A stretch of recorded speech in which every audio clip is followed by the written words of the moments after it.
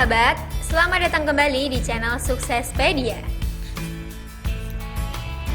Produksi daging sapi di dalam negeri masih belum bisa menutupi jumlah kebutuhan masyarakat akan konsumsi daging, hingga akhirnya ada defisit bahwa pemerintah kemudian mengimpor daging sapi dari negara tetangga. Karena pada pertumbuhan penduduk di Indonesia berkembang pesat dan permintaan terhadap daging sapi juga tinggi, maka budidaya ternak sapi potong pun bisa menjadi peluang yang sangat menjanjikan. Nah, berikut ini adalah cara ternak sapi potong lokal betina terbaik bagi pemula. Namun sebelum lanjut, klik like, subscribe, share, dan jangan lupa aktifkan tombol loncengnya biar kalian jadi yang pertama nonton video selanjutnya dari channel ini.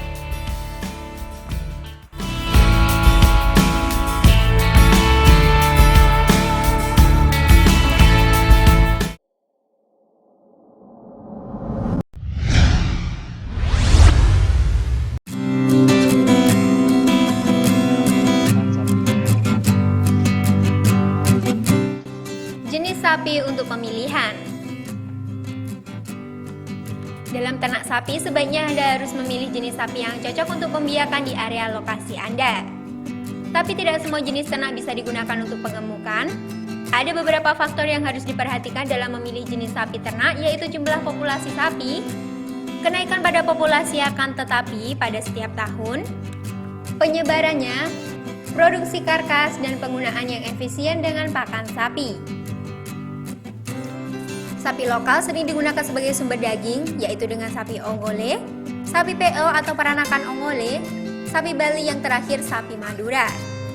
Selain itu, sering ada sapi ajang untuk diekspor ternak ke Pinang, Malaysia. Akan tetapi ada beberapa jenis sapi lokal di Indonesia yang sangat populer adalah sapi PO, sapi Bali, sapi Brahman, dan yang terakhir sapi Madura. Sapi Brahman memiliki hak istimewa adalah ketika memilih makanan yang tidak terlalu selektif. Makan apa-apa dia ingin makan. Sapi juga memiliki keuntungan yang lebih kebal terhadap gigitan kuku, nyamuk, dan tahan terhadap cuaca panas.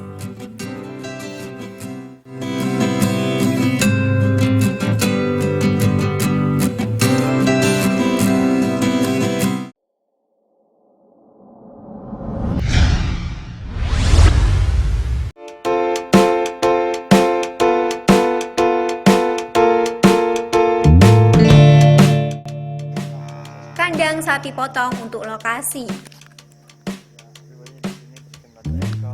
Lokasi yang paling sangat ideal untuk penempatan kandang sapi potong yang jauh dari pemukiman, jarak minimum kandang dan tempat tinggalnya sekitar 10 meter.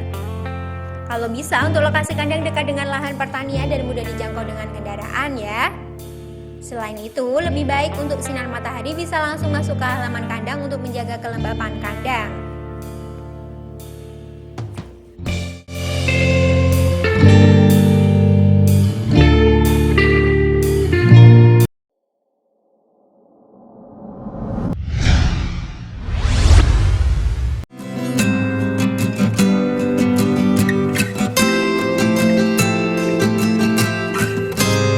Sapi untuk persiapan. Untuk persiapan, jenis kandang mempunyai dua unsur, yaitu bentuk ganda atau tunggal. Kalau bisa disesuaikan dengan jumlah sapi yang sedang dipelihara. Posisi kandang satu jenis, penempatan sapi hanya dilakukan menjadi satu baris atau satu jajar. Sedangkan untuk penempatan tipe kandang ganda, untuk penempatan sapi dua baris bisa saling berhadapan atau berlawanan.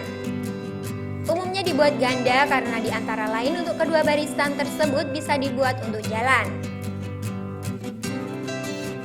Kalau bisa, untuk lantai kandang agar tetap bersih dan nyaman, dan tidak lembab untuk mencegah timbul dengan berbagai ciri penyakit. Untuk lantai kandang bisa dijadikan dari semen atau tanah yang padat. Yang terpenting adalah apabila lantai mudah dibersihkan dari kotoran sapi. Bisa Anda gunakan dengan jerami kering sebagai alas untuk menjaga agar kandang tetap hangat. Setelah itu, bisa Anda cuci kandang atau peralatan yang telah digunakan untuk larutan desinfektan hanya untuk mencegah jamur pada pertumbuhan penyakit. Berikut ini cara untuk pembuatan kandang sapi potong. Ukuran untuk kandang yang ideal untuk satu ekor jantan dewasa adalah 1,5 x 2 meter dan 2,5 x 2 meter.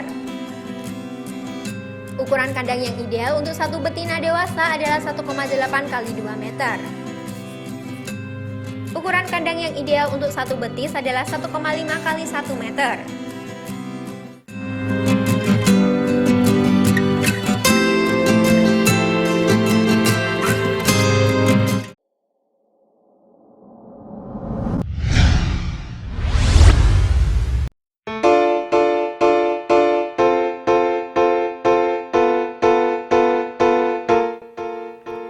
Pembibitan ternak sapi.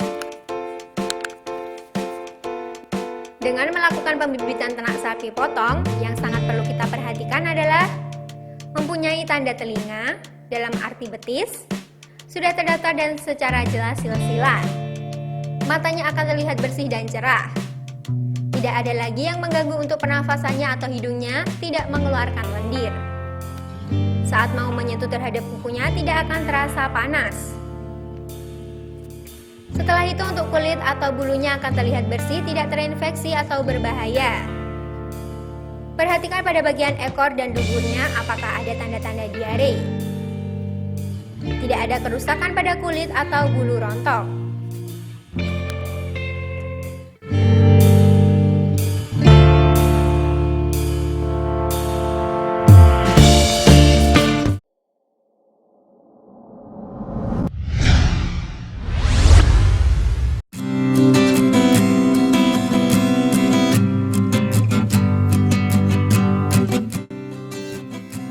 Pemeliharaan sapi.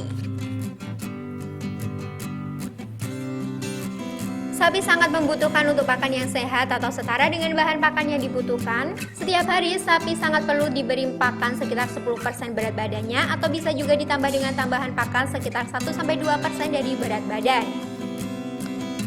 Untuk pakan tambahan seperti bekatul dan bisa juga dengan dedak yang berupa sangat halus, ampas tahu, singkong, bungkil kelapa yang diberi pakan rumput secara bersamaan.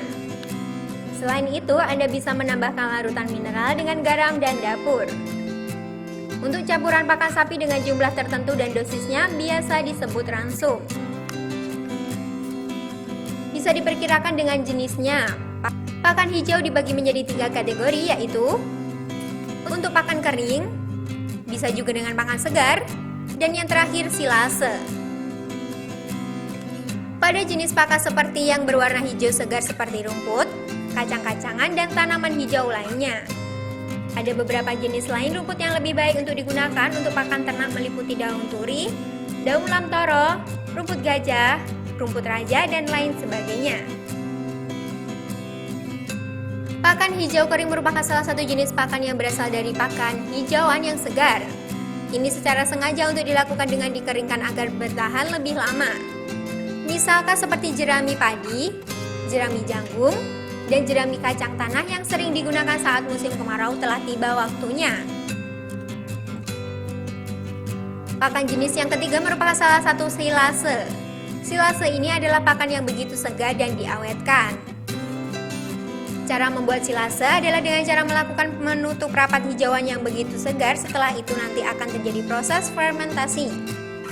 Ada beberapa contoh rumput silase yang sudah dikenal oleh masyarakat sekitar, yaitu silase rumput, silase jagung, silase jerami padi, silase, dan masih banyak lagi.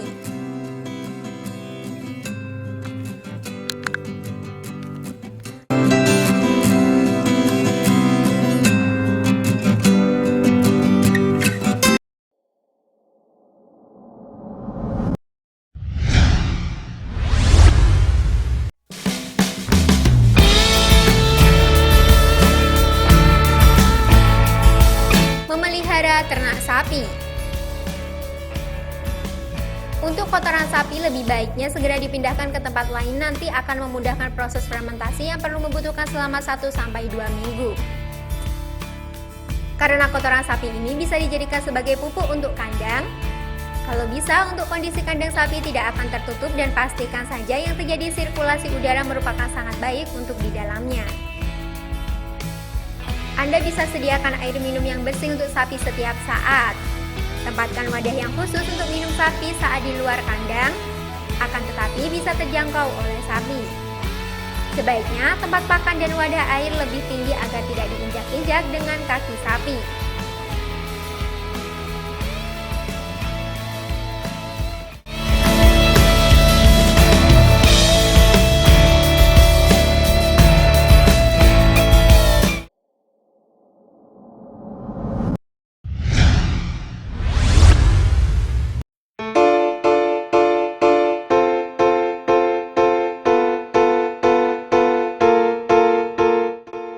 Penyakit sapi, cara pengendalian.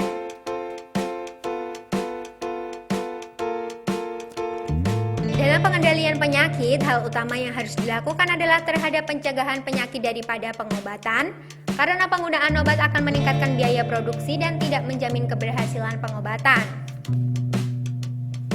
Upaya pencegahan yang bisa dilakukan untuk menjaga kesehatan sapi adalah sapi tua yang menderita penyakit agar tidak menyebar ke sapi sehat lainnya. Berikut ada beberapa macam cara yang bisa dilakukan untuk mencegah penyakit sapi. Pemanfaatan terhadap kandang karantina. Karena sapi yang baru saja dibawa masuk, lebih baiknya untuk dipisahkan terlebih dahulu, bisa juga dengan melakukan dengan karantina. Selalu menjaga kebersihan kandang sapi.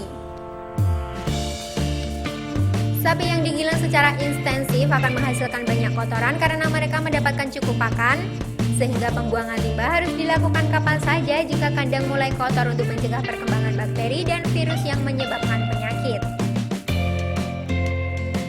Vaksinasi bisa Anda berikan pada sapi potong yang baru, terutama untuk penyakit yang menular terhadap sapi. Vaksinasi yang terpenting saat dilakukan dengan vaksinasi antraks.